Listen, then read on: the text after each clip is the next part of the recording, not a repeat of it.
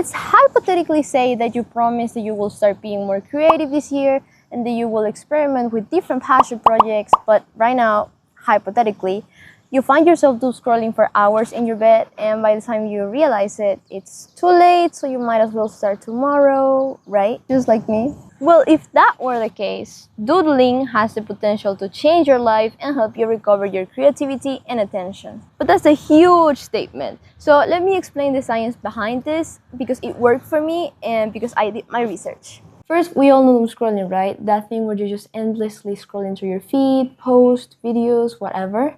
Sometimes not really enjoying it, but also unable to stop. And I think we all know that it's not good for us. We do it to distract ourselves, to escape boredom, or even social anxiety and social pressure when we are out and we have no one to talk to. And now it's a habit, but scientifically, here's what's happening in your brain every time you doom scroll. Every time you scroll and something mildly interesting pops up, let's say an AI video of a cat, a clip from a series, someone else's life, your brain releases a tiny hit of dopamine, the same chemical involved in addictive behaviors. The problem is that it's designed around unpredictability, like a slot machine.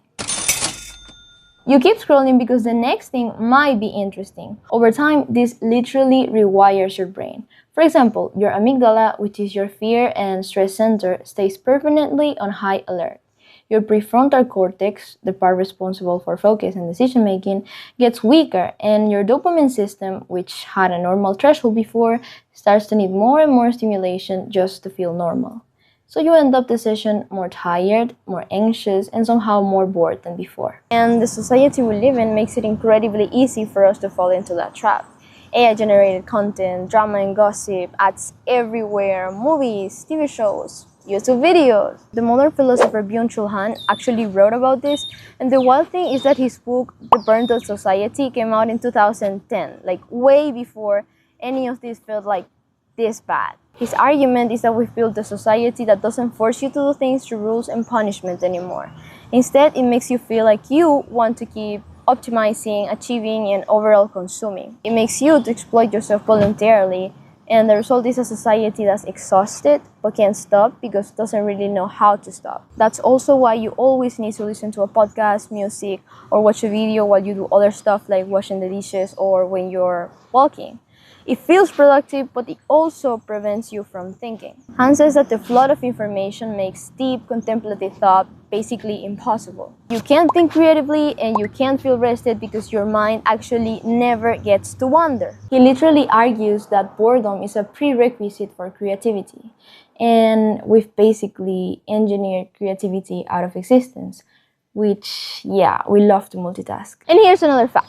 Research on people who compulsively watch traumatic or negative content, let's say accidents, disasters, or conflict, actually end up more stressed and anxious than people who were directly involved in the event. But why? This is because they have no active coping mechanism. They are absorbing all this emotional weight with nowhere to put it. No action, no release, just accumulation. That's doom scrolling in a nutshell. You absorb and absorb content and don't even process it. No wonder your body feels exhausted 24/7. Well, one of the most powerful tools we have right now to escape this flood of information and brain rot, especially now in the AI era where everything is personalized for you, is creation. Making something. Actually producing instead of passively consuming. A famous study actually found that just 45 minutes of art making significantly reduces your cortisol levels, which is your main stress hormone, regardless of your skill level or whether if you consider yourself an artist or not. The American Psychological Association also found that about half of Americans already use creative activities to manage stress and anxiety. They also found that people who rate their mental health as very good or excellent actually engage more frequently in creative activities compared to those who rate their mental health as fair or poor. And also research published in medical journals shows that being creative helps you to process better difficult emotions by activating the brain networks involved in mindfulness and emotional regulation. So dancing, drawing, making music, pottery, making videos, crafting, all of it helps. Actively creating is way better for your mental health than passively consuming, and the science is pretty solid on that. Okay, now if everything helps, why doodling? Well, number one is my personal favorite and what motivated me to later do other stuff instead of scrolling. In other words, it's the perfect first step out.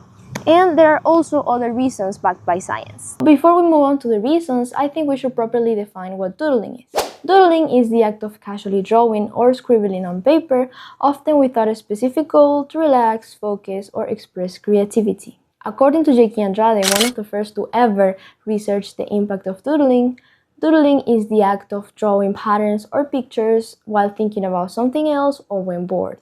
It is scribbling absent-mindedly. Doodles can be anything you want. It could be signs, patterns, animals, people, letters, colors, whatever. But they're all made without a plan or purpose. You are not trying to make something good. You're just trying to make something. That's why doodling is one of the most genuinely creative things you can do. You're in pure flow, completely free of caring about the result. So no pressure, no goal, no plan, and no need to make it right. Reason number 2. There's actually a lot of research specifically on doodling's benefits. The initial claim was that doodling helps with memory retention. There was actually a study from 2009 that found that doodlers recall 29% more information than non-doodlers. But when other researchers tried to replicate the study years later, the results didn't hold up consistently, so that one's still up for debate. What researchers did confirm, though, is that doodling helps you lower your cortisol levels regardless of whether you're a trained artist or a complete beginner. Additionally, the rhythmic, repetitive nature of doodling puts your brain into a calm, meditative state. It activates what's called the parasympathetic nervous system, which is basically the opposite of the alert response and the dopamine craving that doomscrolling triggers. So it's literally chemically correcting what scrolling does to you. It also grounds you in your body. The connection between your eye, your hand, and the paper pulls your attention out of your anxious head and into the present moment. And that's why doodling is also used in art therapy as a clinical tool. Therapists use it to help patients access emotions that are too hard to put into words, because sometimes your body just knows things, in this case your hands, that your mind hasn't caught up to yet. And reason number 3 is that doodling is incredibly simple. You don't need to be an expert, you don't need talent, and you don't need expensive equipment. All you need is a pen and a piece of paper. Ideally, you won't be doodling on your phone or iPad because you're at risk of opening other apps, but anything else works perfectly. I'm currently using this mini notebook I found in my house because it's cute and quite performative, but most importantly because it's easy to carry, so I can doodle wherever I go instead of scrolling on my phone. This has also improved my observation skills because now when I go out, I'm more mindful and I'm actively looking for patterns and details I can sketch later. Oh, and as a random but fun fact, doodling also has a pseudoscience attached to it. This is not confirmed by science, but it kind of makes sense and it's fun.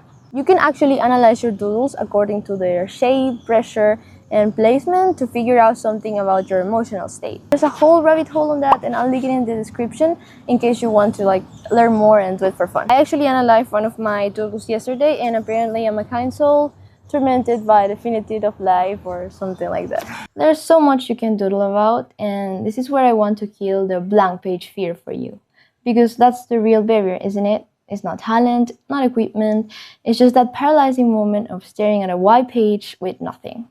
Here are actual things you can start with. Your emotions right now. What does what you're feeling actually look like as a shape? Something you observed today, a recap of your day, your week, your month, a quote that hit you, maybe something from someone else's art that you want to understand by copying it first, random objects around you, patterns in your environment, anything. The rule is that there is no wrong answer. So here are some of the doodles I've made and some other that I found really cool that might give you some inspiration.